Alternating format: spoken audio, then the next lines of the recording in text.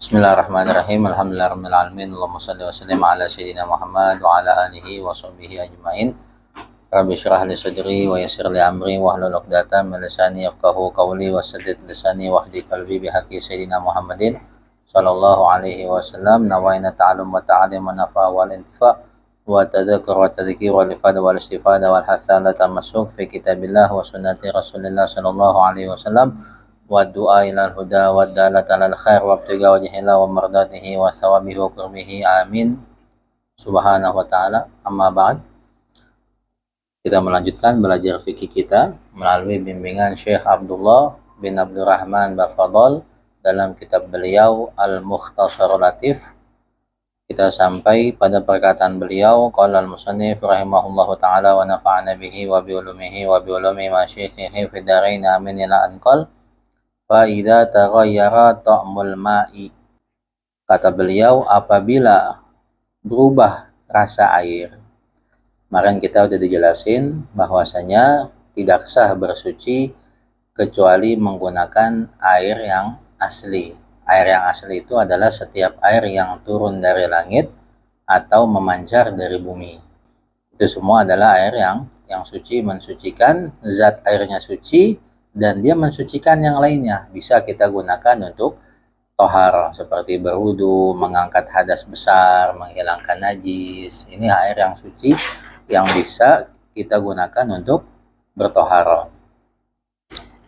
Nah, fa'idha taghayyara ta'mul ma', apabila berubah rasa air, au launuhu, atau warnanya berubah, aurihuhu, atau baunya berubah, taghayyuran fahishan, dengan perubahan yang parah, perubahan yang nyata, bimukhalatati syai'in tahirin, dengan sebab kecampuran sesuatu yang suci, yastaghnil ma'u anhu, yang mana aslinya itu sesuatu bukan dari air.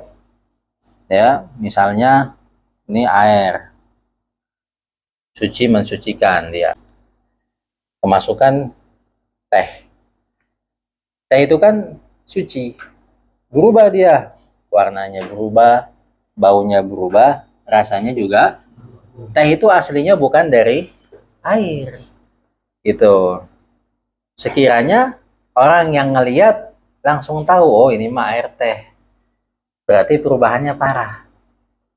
Ya, sekiranya orang yang ngelihat dia langsung tahu ini air teh, berarti perubahannya parah, gitu. Ya, maka nggak boleh itu air dipakai untuk bersuci, nggak boleh buat wudhu, nggak boleh buat mandi besar, nggak sah, karena sudah berubah dengan perubahan yang parah. Namanya udah bukan air suci mensucikan lagi, namanya jadi air teh, bukan air mutlak lagi. Kemarin kan air mutlak kan yang dia itu nggak terikat dengan pengikat yang lazim. Gitu. Kalau air teh kita tuang di mana juga dia tetap air teh. Ya, kecampuran kopi misalnya, berubah warnanya, baunya, rasanya juga berubah. Sekiranya orang yang lihat langsung tahu ini air kopi.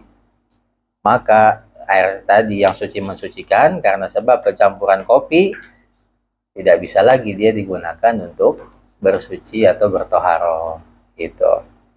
Dia boleh diminum, tapi nggak boleh kita gunakan untuk bersuci, untuk wudhu, mandi besar, menghilangkan najis, nggak bisa. Kaza'faron, seperti minyak za'faron, wal asnan, minyak asnan, wal jis, semacam cat, wanuroh, kapur, wal kuhli, celak, lam tajuzit toharatu bihi, maka tidak boleh bersuci menggunakan air tadi yang sudah berubah dengan perubahan yang parah, sebab bercampur dengan sesuatu yang suci yang aslinya bukan dari air. Paham ya?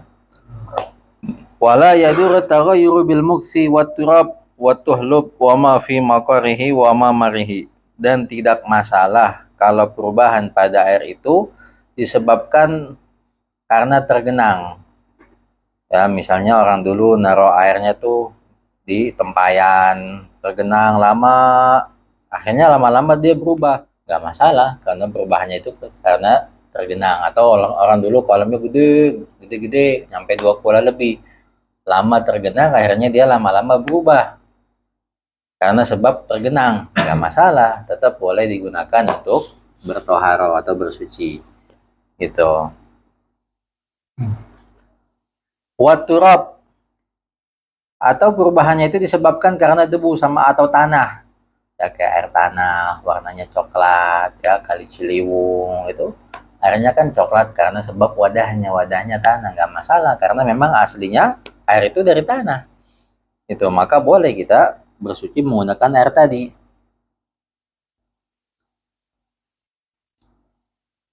karena asli tanah itu pada air itu tidak terlepas dari tanah. Kemudian watuhlub, atau perubahannya disebabkan karena lumut, ya kolamnya banyak lumutnya atau embernya banyak lumutnya sehingga berubah warnanya jadi warna lumut, nggak masalah,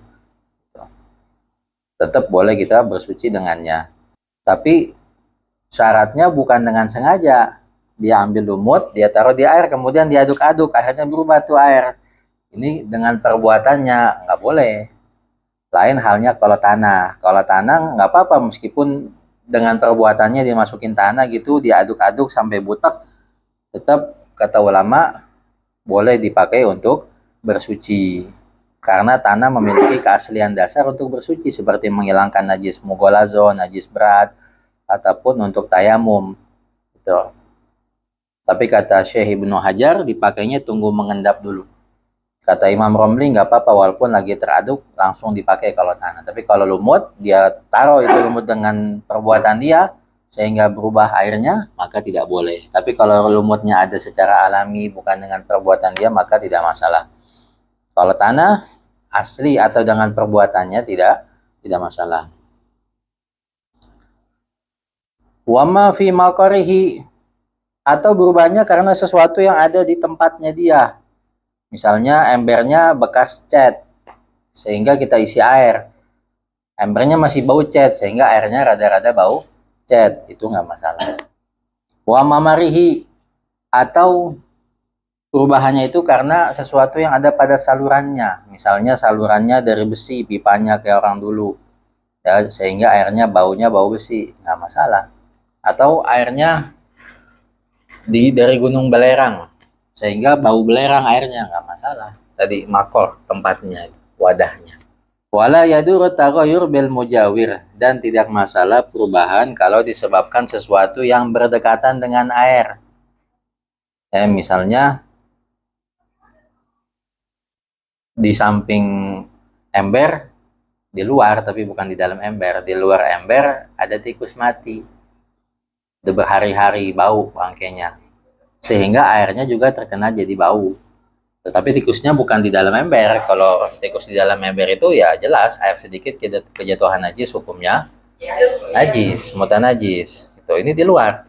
Tikusnya di luar, mati dia sehingga baunya itu sampai berpengaruh pada air, maka nggak masalah, berdekatan dia. Atau ember kita atau kolam kita tuh ada kayunya misalnya jadi berubah jadi bau kayu, atau karena daun-daun berjatuhan dekat pohon misalnya, kolamnya banyak daun yang berguguran sehingga merubah air, itu nggak masalah, boleh airnya dipakai untuk bersuci. Atau tadi makor tempatnya wadahnya seperti sekarang di toren, naruh airnya di toren baunya bau plastik, nggak masalah karena dia di wadahnya, makor tempatnya. Kalau di sini dicontohin yang berdekatan seperti kayu. Pada dasarnya kayu yang di air itu memang dia nggak nyampur dengan air, jadi nggak masalah. Waduhnil mutayyab, minyak itu aslinya nggak bercampur dengan air. Maka air yang tercampur dengan minyak boleh digunakan untuk bersuci. Tapi ketika bersuci nggak boleh memakai sesuatu yang ada minyaknya. Bisa kita pakai, caranya dibolongin bawahnya karena biasanya minyak itu dia adanya di atas gitu. Kalau misalnya minyak wangi tinggal wanginya doang, zatnya udah nggak ada, udah kering nih, minyak wanginya udah kering, tinggal wanginya doang. Kita mau wudhu, boleh nggak? Nggak masalah. Karena zat minyak wanginya udah nggak ada, tinggal baunya doang. Itu sehingga air apa? Air masuk. Kecuali zatnya masih banyak, ya. Sehingga kalau kita wudhu ngempeng airnya, maka harus dihilangkan dulu. Misalnya habis diurut ente, banyak tuh minyaknya kelihatan, zatnya masih ada, nggak boleh ente langsung wudhu, harus hilangin dulu itu bekas minyaknya, karena minyak tidak bercampur dengan air, maka dipastikan air itu tidak menyentuh sebagian kulit ente yang wajib dibasuh. Itu jadi kulitnya nggak kena air, kehalang sama minyak. Wala tasihu taharatu bima tutahhira bihi min hadatsin wa najasin, dan tidak sah bersuci menggunakan air yang telah digunakan untuk mengangkat hadas atau menghilangkan najis. Misalnya ente mandi besar, ini air yang jatuh dari badan ente itu namanya air mustakmal, nggak bisa ente gunakan lagi untuk bersuci. Ente lagi wudhu, ente basuh wajah ente, misalnya air yang jatuh dari wajah ente itu namanya air mustakmal, nggak bisa menggunakan air tadi untuk bersuci lagi. Tapi kalau dia ditampung, air mustakmal ditampung, ya, sampai dia mencapai 2 kula, sampai mencapai 216 liter, maka kembali lagi dia menjadi suci mensucikan. Itu. Tapi kalau dia cuma sedikit doang, nggak mencapai 2 kula, maka dia hukumnya suci, tapi tidak mensucikan. Boleh buat cuci piring, ya, buat bukan sesuatu yang bukan toharo dah boleh. Tuh, tapi kalau buat toharo nggak boleh. Atau dipakai untuk menghilangkan najis.